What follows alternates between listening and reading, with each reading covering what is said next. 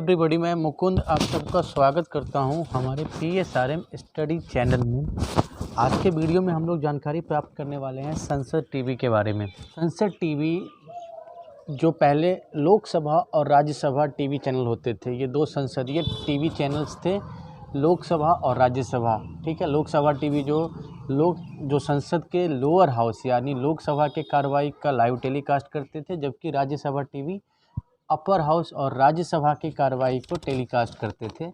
ये दो अलग अलग चैनल थे, तो इनको मर्ज करके, इनको इंटीग्रेट करके एक नया नाम दिया गया है संसद टीवी, जिसकी शुरुआत कल 15 सितंबर 2021 को प्रधानमंत्री नरेंद्र मोदी, लोकसभा के स्पीकर श्री ओम बिरला और राज्यसभा के सभापति और उपराष्ट्रपति श्री वेंकैया नायडू ने संयुक्त रूप से किया। तो आज के वीडियो में हम लोग इसी संसद टीवी के बारे में पूरी जानकारी प्राप्त करेंगे। किस तरीके से इस टीवी चैनल की स्थापना की गई, इसकी ज़रूरत क्यों पड़ी, इसके उद्देश्य क्या है, या इस चैनल के माध्यम से कौन कौन से कार्यक्रम प्रसारित किए जाने, किस तरह के कार्यक्रम प्रसारित किए जाएंगे और किन उद्देश्यों को लेके ये कार्यक्रम प्रसारित किए जाएंगे। तो हम लोग विस्तारपूर्वक इन सारी चीज़ों पे आज के वीडियो में चर्चा करने वाले हैं।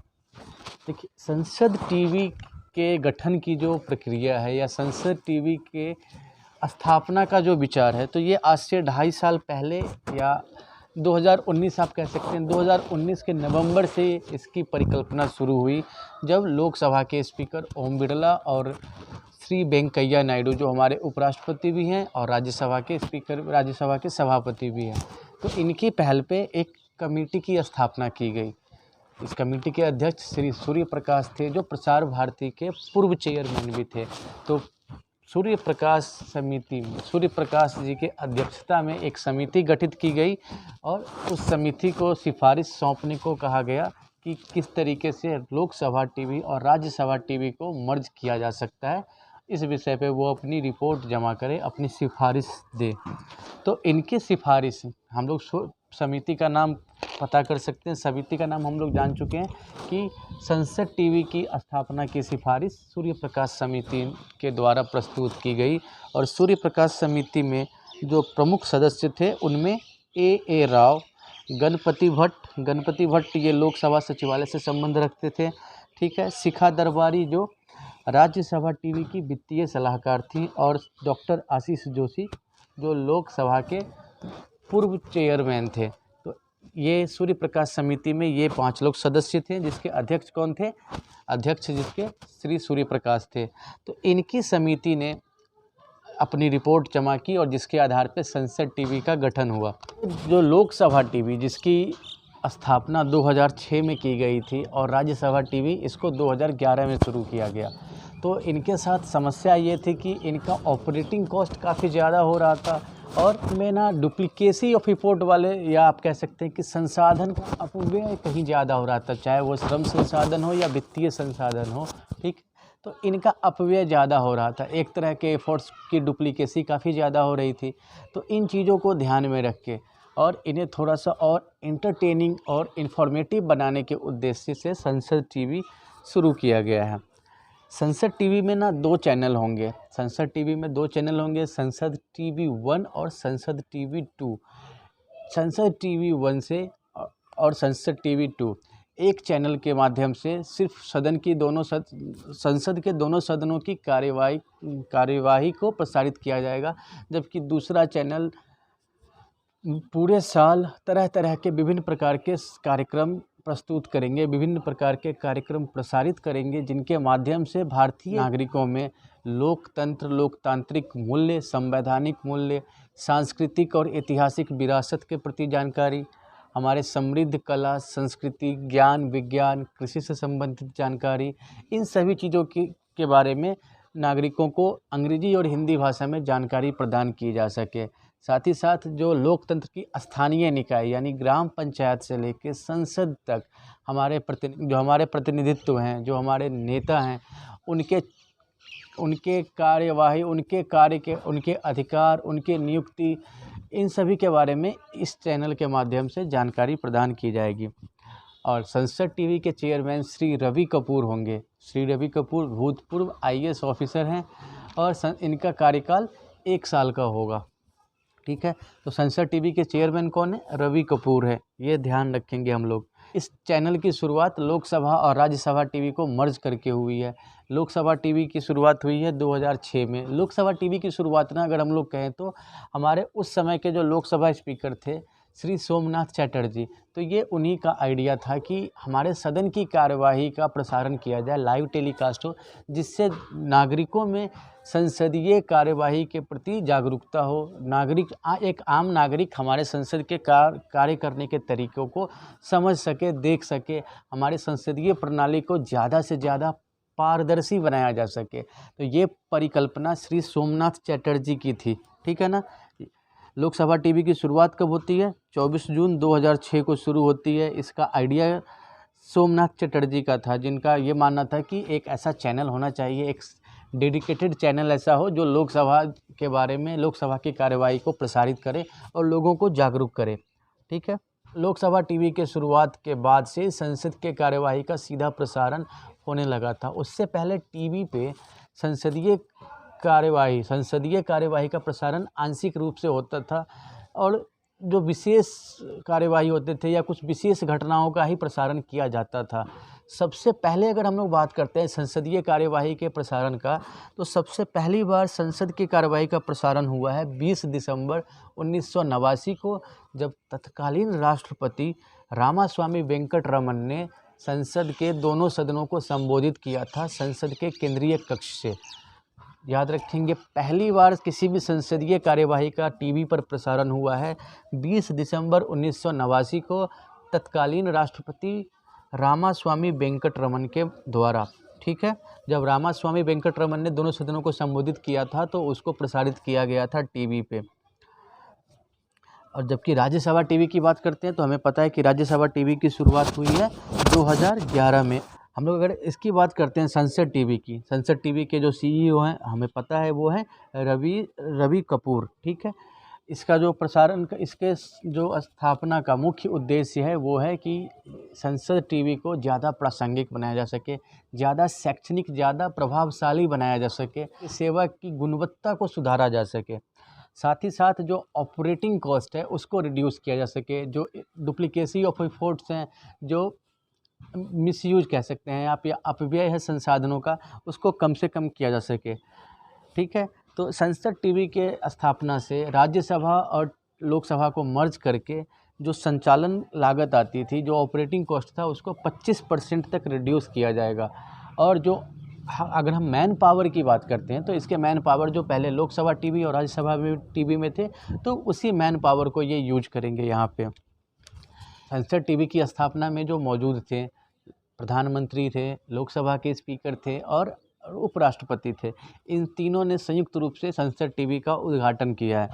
ठीक है, संसद टीवी के उद्घाटन में हमारे लोकसभा के स्पीकर ओम बिरला ने अपने विचार व्यक्त करते हुए जो हमारा लोकतंत्र है, लोकतंत्र के महत्व पर प्रकाश डाला। हम सभी इस बात से भली भांति परिचित है कि अगर हम लोग शासन की प्रणाली की बात करते हैं तो लोकतंत्र निस्संदेह सर्वोत्तम प्रणाली है और भारत विश्व का सबसे बड़ा लोकतांत्रिक देश है।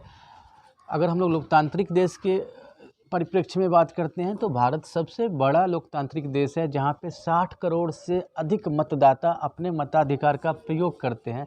तो इस परिप्रेक्ष्य में, एक लोकतांत्रिक परिप्रेक्ष्य में, भारत की जिम्मेदारी और ज़्यादा महत्वपूर्ण हो जाती है। ठीक है ना। तो उन्होंने, लोकसभा स्पीकर ने लोकतंत्र की इस प्रासंगिकता को ऊपर काफ़ी जोर दिया अपने संबोधन में।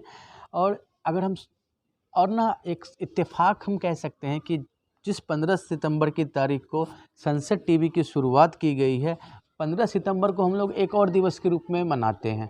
ठीक है ना। अपना जीके के दृष्टिकोण से इसको याद रखेंगे कि 15 सितंबर की तारीख को हम लोग अंतर्राष्ट्रीय लोकतंत्र दिवस भी मनाते हैं। अंतर्राष्ट्रीय लोकतंत्र दिवस की बात करते हैं तो इसकी शुरुआत 2007 में संयुक्त राष्ट्र महासभा के द्वारा की गई थी। अंतर्राष्ट्रीय लोकतंत्र दिवस 15 सितंबर को मनाया जाता है और इसकी शुरुआत संयुक्त राष्ट्र जनरल असेंबली, संयुक्त राष्ट्र महासभा के द्वारा की गई थी, जिसका उद्देश्य ये था कि संपूर्ण विश्व में लोकतंत्र की स्वीकार्यता और लोकतंत्र की प्रासंगिकता को प्रसारित किया जाए, प्रोत्साहित किया जाए। तंत्र की स्वीकार्यता और प्रासंगिकता को बढ़ाने के उद्देश्य से 2007 में संयुक्त राष्ट्र महासभा ने अंतर्राष्ट्रीय लोकतंत्र दिवस की शुरुआत की थी। तो 15 सितंबर की तारीख को हमारा संसद टीवी शुरू होता है और संयोगवश 15 सितंबर की तारीख को ही अंतर्राष्ट्रीय लोकतंत्र दिवस मनाया जाता है। एक संयोग ना 15 सितंबर की तारीख से और जुड़ा हुआ है। हमारे भारत में जो दूरदर्शन की सेवा शुरू की गई थी वो तारीख भी 15 सितंबर ही थी। तो 15 सितंबर 1959 को दूरदर्शन सेवा शुरू की गई थी भारत में। इसका जिक्र भी लोकसभा के स्पीकर ओम बिरला ने अपने संबोधन में किया था। ठीक है, तो यहाँ पे हम लोग दो चीज़ें याद रखेंगे। दूरदर्शन की शुरुआत भारत में कब हुई है? दूरदर्शन की शुरुआत हमारे भारत में 1959 में हुई है 15 तारीख को, 15 सितंबर को। और अंतर्राष्ट्रीय लोकतंत्र दिवस कब मनाया जाता है? अंतर्राष्ट्रीय लोकतंत्र दिवस मनाया जाता है 15 सितंबर को ही। ठीक है, वहीं अगर हम लोग बात करते हैं हमारे प्रधानमंत्री के संबोधन की, तो हमारे प्रधानमंत्री ने संसद टीवी के शुभारंभ के अवसर पे आज के परिवेश में जो तकनीकी परिवर्तन हो रहे हैं, जो बदलता हुआ युग है, उस हिसाब से संसदीय चैनल के प्रासंगिकता को बचाए रखना और उसे और ज़्यादा प्रभावशाली बनाने के उद्देश्य से एक विशेष चैनल पर जोर दिया। ठीक है, तो भारतीय लोकतंत्र को और गहरा किया जा सके और सुदृढ़ बनाया जा सके, ये उद्देश्य ध्यान में रखकर संसद टीवी स्थापित किया गया है, संसद टीवी शुरू किया गया है।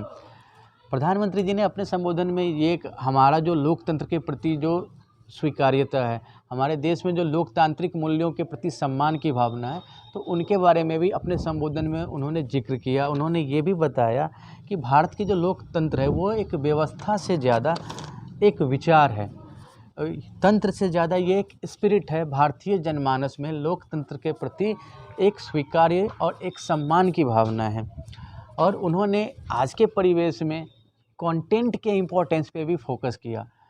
आज मीडिया वर्ल्ड काफ़ी तेज़ी से बदल रहा है, नए नए कंटेंट, अच्छे कंटेंट, इंटरटेनिंग कंटेंट की ज़रूरत है। तो इसी चीज़ को ध्यान में रख के जो हमारे लोकसभा टीवी या राज्यसभा टीवी थे, कहीं ना कहीं ये पिछड़ रहे थे। इनके पास लिमिटेड कंटेंट था। जब संसद की कार्यवाही नहीं होती थी, जब संसद का सदन नहीं चल रहा होता था, तो इनके पास दिखाने के लिए बहुत ज़्यादा ऑप्शंस नहीं होते थे। तो इस बोरियत को दूर करने के लिए, इस मोनोटोनी को तोड़ने के लिए यहाँ पे और ज़्यादा कंटेंट की ज़रूरत महसूस की गई। तो प्रधानमंत्री ने कंटेंट पे भी काफ़ी इम्पोर्टेंस दिया और बताया कि आज की डेट में content is connect, content is king, कि अगर कंटेंट आपका अच्छा होगा तो लोग आपसे जुड़ेंगे। और इसी मकसद को ध्यान में रख के संसद टीवी बनाया गया है, जहाँ पे ज़्यादा से ज़्यादा इंटरटेनिंग, ज़्यादा से ज़्यादा इंफॉर्मेटिव कंटेंट ऑफ़र किया जा सके, लोगों को दिया जा सके। और संसद टीवी का एक सकारात्मक पहलू हम लोग ये भी देख सकते हैं कि जब संसद की कार्यवाही नहीं भी हो तो भी लोगों को जानकारी मिलती रहेगी। संसद की कार्यवाही और संसद के बारे में विस्तृत जानकारी किससे क्या होगा कि एक तो जो हमारे निर्वाचित प्रतिनिधि हैं, हम लोगों ने हाल फिलहाल में देखा है कि संसदीय मर्यादा है वो कई बार अपमानित हुई है। कई बार हमारे जो चुने हुए नेता है उनकी अनैतिक या उनके निंदनीय हरकत के कारण संसदीय मर्यादा भंग हुई है। तो थोड़ा हमारे चुने हुए नेताओं में भी एक अच्छे आचरण के प्रति वो भी एक अच्छे आचरण करने के लिए प्रेरित होंगे। तो कहीं ना कहीं वो भी संसद की मर्यादा के अनुकूल आचरण करेंगे, ये भी ध्यान रखा गया है। देखिए, संसद टीवी में ना ज्ञान, विज्ञान, लोकतंत्र, कला, संस्कृति, हर तरीके की जानकारी प्रस्तुत की गई है। हर तरीके की जानकारी प्रस्तुत की जाएगी और इसका मुख्य उद्देश्य युवा वर्ग को परिचित कराना है संसदीय कार्यप्रणाली से, उन्हें जागरूक करना है। तो हम लोग यहाँ पे देख सकते हैं कि यहाँ पे टारगेट किया गया है, यहाँ पे जो व्यूअर है उनके इन्फॉर्मेशन का खास ध्यान रखा गया है। कुछ कार्यक्रम जिसके बारे में घोषणा की गई है कि ये कार्यक्रम संसद टीवी के माध्यम से प्रसारित किए जाएंगे, तो हम लोग थोड़ा सा उन कार्यक्रम के बारे में जानकारी प्राप्त कर लेते हैं। जैसे संसद टीवी के कार्यक्रम में हम क्या देखते हैं, एक कार्यक्रम संसद में आज ये जो कार्यक्रम होगा, इस कार्यक्रम में बताया जाएगा कि संसद में अमुक तिथि को कौन कौन सी कार्यवाही होने वाली है, संसद के जो काम है, संसद में अमुक तिथि को कौन कौन से काम होने वाले हैं, उसकी पूर्व सूचना संसद में आज के माध्यम से दी जाएगी। ठीक है ना। जब सत्र चल रहा होता है तो आज कौन से प्रश्न पूछे जाएंगे, आज क्या क्या कार्रवाई होनी है, उसकी पूर्व सूचना आपको इस कार्यक्रम के माध्यम से मिलेगी। उसके बाद हाउस हाइलाइट्स में जो संसद की कार्यवाही हुई है उसमें जो भी खास बातें हैं उसके बारे में बताया जाएगा। ठीक है ना। संसद के दोनों सदनों के कार्यवाही, जैसे हम लोग मैच देखते हैं और मैच के जो हाइलाइट्स होते हैं, तो हाइलाइट्स में हम लोग क्या देखते हैं, जो खास पल होते हैं उसको हम लोग हाईलाइट में देखते हैं। पूरा मैच तो हाईलाइट में नहीं देखते हैं ना, तो जो भी जो हाईलाइटेड मोमेंट्स हैं उसको कैप्चर करते हैं हम लोग हाईलाइट में। तो यही सेम चीज़ यहाँ पे संसद टीवी में हाउस हाईलाइट के माध्यम से किया जाएगा। उसके बाद एकंग सत्य और एक ही सत्य है, इसके नाम से स्पिरिचुअल है, तो यहाँ हम लोग समझ सकते हैं कि यहाँ पे स्पिरिचुअल प्रोग्राम्स यहाँ पे हम लोगों को देखने को मिलेंगे, जिससे लोगों में धार्मिक सद्भाव बढ़े। हमारे यहाँ भारत में जो विभिन्न पंथों के अनुयायी हैं, विभिन्न पंथों के प्रति जिनकी मान्यता है, उन सभी को यहाँ पे उन सभी के लिए जानकारी हो, लोगों के अंदर धार्मिक सहिष्णुता को भी प्रोत्साहित किया जा सके। फिर हम लोग देखते हैं ट्रांसफॉर्मिंग इंडिया यानी इंडिया में जो भी परिवर्तन हो रहे हैं, तरह तरह के परिवर्तन हो रहे हैं, बदलते परिवेश में जो भारत की स्थिति है, तो जितने भी ट्रांसफॉर्मेशन हो रहे हैं, जो भी सिग्निफिकेंट परिवर्तन हो रहे हैं, उसके बारे में इसमें बताया जाएगा। इकोनॉमिक्स सूत्रा में जो सरकार की नीति निर्धारण के तरीके हैं, सरकार किस तरीके से पॉलिसी मेकिंग करती है, सरकार किस तरीके से पॉलिसी मेकिंग और किन उद्देश्यों के साथ करती है, तो इस प्रोसेस को हम लोग इकोनॉमिक्स सूत्रा के माध्यम से समझेंगे। टू द पॉइंट में डोमेस्टिक और इंटरनेशनल पॉलिटिक्स के जो भी कॉन्टेम्प्रेरी इवेंट्स हैं, जो भी समकालीन महत्वपूर्ण घटनाएं हैं, तो उन पे विशेषज्ञों के विचार प्रस्तुत किए जाएंगे। ठीक है, वो टू द पॉइंट्स में किया जाएगा। द डिफेंडर्स नाम से क्लियर है कि यहाँ पे हमारे डिफेंस फोर्स के बारे में जानकारी दी जाएगी, हमारे जो डिफेंस सिस्टम है। ठीक है, डिफेंस सिस्टम से जुड़ी जो टेक्निकल चीज़ें हैं, हमारा जो ग्लोरियस डिफेंस पास्ट है, तो हमारा जो मजबूत सैन्य प्रणाली है, उन सबसे संबंधित जानकारी द डिफेंडर में दी जाएगी। इतिहास में हम लोग देखेंगे समृद्ध विरासत व भारतीय दर्शन से संबंधित जानकारी। वहीं अभिव्यक्ति में हम लोग कला की बारीकियों की जानकारी प्राप्त करेंगे और कला जगत के जो महान व्यक्तित्व के कला जगत से जो संबंध रखने वाले महान व्यक्तित्व हैं, उनसे जानकारी प्राप्त करेंगे, उनसे संबंधित जानकारी भी प्राप्त करेंगे। स्मार्ट खेती में कृषि से संबंधित जानकारी, कृषि में नवाचार को प्रोत्साहन, इनसे संबंधित कार्यक्रम वहाँ पे प्रसारित किए जाएंगे। आर्ट ऑफ साइंस में विज्ञान के क्षेत्र में नित्य नवीन जानकारी, विज्ञान के क्षेत्र में हो रहे महत्वपूर्ण परिवर्तन, विज्ञान के क्षेत्र से संबंधित महत्वपूर्ण जानकारी प्राप्त करेंगे हम लोग। आइकॉनिक स्पीच में हम लोग देखेंगे जो प्रसिद्ध व्यक्तित्व हैं, जो पॉपुलर पर्सनैलिटीज़ हैं, उनके कोटेशन, उनके कथन, उनके भाषण के शॉर्ट वीडियोज़ हम लोग आइकॉनिक स्पीच में देखेंगे। मेरी कहानी, इस कार्यक्रम में जो हमारे महिला सांसद हैं, देश की जो महिला सांसद हैं, उनके व्यक्तित्व और उनके संघर्ष से भारत के नागरिक रूबरू होंगे। महिला सांसद के संघर्ष और व्यक्तित्व को जानने या बताने का एक उद्देश्य ये भी है कि हमारे देश की महिलाओं को जागरूक किया जा सके, उन्हें आत्मविश्वास दिया जा सके। तो ये हम लोग देखेंगे मेरी कहानी कार्यक्रम में। उसके बाद हम लोग इंडियाज़ स्टार्टअप जर्नी देखेंगे। इंडियाज़ स्टार्टअप जर्नी में जो कंट्री के जो यंग एंटरप्रेन्योर हैं, ठीक है, तो यंग एंटरप्रेन्योर के जो बिजनेस आइडियाज़ हैं, जो एंटरप्रेन्योरशिप स्किल है, उसके बारे में जानकारी दी जाएगी। जो नए नए वेंचर्स हैं, जो नए नए आइडियाज़ हैं, उनको मोटिवेट किया जाएगा। हमारे कंट्री के यूथ को मोटिवेट किया जाएगा कि वो भी स्टार्टअप के प्रति इनकरेज हो। जो यूथ हैं उनको इनकरेज किया जाएगा कि वो नए नए आइडियाज़ को अडॉप्ट करें, नए नए आइडियाज़ लेके आएँ। वाइब्रेंट भारत में जो पूरे वीक का जो इम्पोर्टेंट कल्चरल एक्टिविटीज़ होगा, उससे जुड़ी चीज़ें वाइब्रेंट भारत में प्रसारित की जाएंगी। अभी देखिए हम लोगों के यहाँ आज़ादी का अमृत महोत्सव सेलिब्रेट किया जा रहा है। संसद टीवी की स्थापना भी ना आज़ादी का अमृत महोत्सव की ही एक कड़ी है। ठीक है, तो इससे जुड़े कार्यक्रम भी यहाँ प्रसारित किए जाएंगे, जैसे अमर क्रांति गाथा, ये भी नायक, the change makers, 75 laws that shape India, तो ये सारे कार्यक्रम भी आज़ादी के अमृत महोत्सव रखने वाले कार्यक्रम भी प्रसारित किए जाएंगे। ठीक है। हम लोगों ने संसद टीवी के बारे में, इसकी स्थापना कब हुई, इसकी स्थापना के लिए किस समिति की सिफारिश है, इसके चेयरमैन कौन है, इसका उद्देश्य क्या है, इसके कार्यप्रणाली कैसे होंगे, इसके कौन कौन से चैनल होंगे, इस कौन कौन से कार्यक्रम प्रसारित किए जाएंगे, तो हम लोगों ने इससे संबंधित सारी जानकारी प्राप्त कर ली, सारी महत्वपूर्ण जानकारी प्राप्त कर ली। उम्मीद करता हूँ कि संसद टीवी के बारे में दी गई जानकारी आपको पसंद आई होगी, और अगर आपको ये वीडियो पसंद आया तो आप प्लीज़ हमारे चैनल को लाइक और सब्सक्राइब करेंगे। Thank you.